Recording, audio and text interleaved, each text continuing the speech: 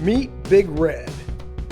Big Red was an experimental gas turbine-powered super truck intended for the 1970s.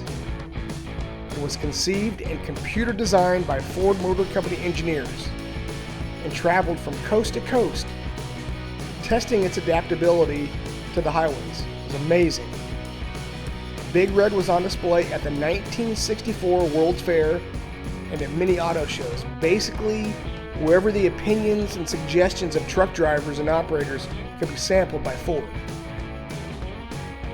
The cab of Big Red was 13 feet high and was level and closely coupled to its trailer. The rear of the cab was concave to maintain clearance on curves. The overall length of the tractor and twin trailers was a whopping 96 feet.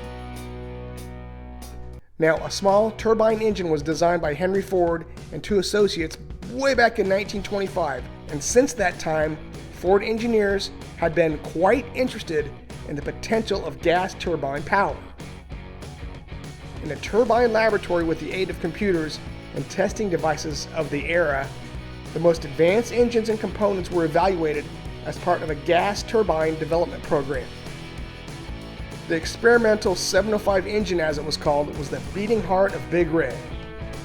It was designed and carefully built by Ford's company engineers under a contract with the United States Navy on a joint Army-Navy program as an all-gas turbine power plant. Now, the engine developed 600 horsepower and was capable of 24-hour sustained operation.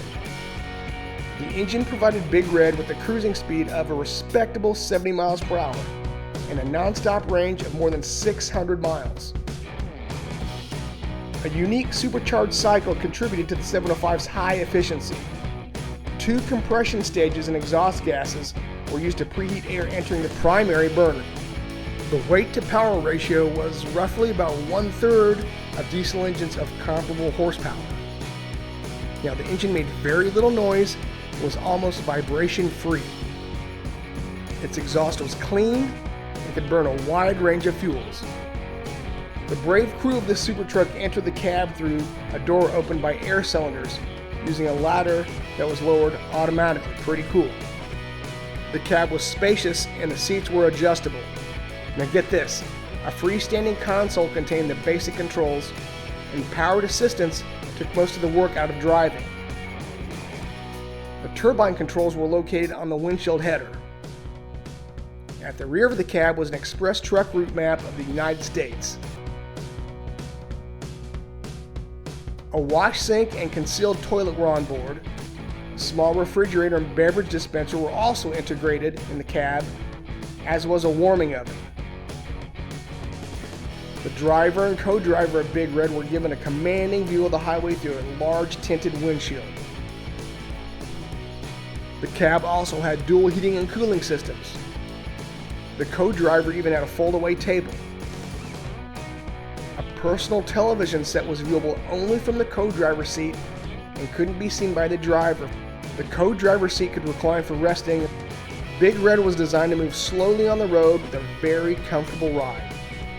Big Red was also aerodynamic, some 30% better than trucks of traditional design of the era.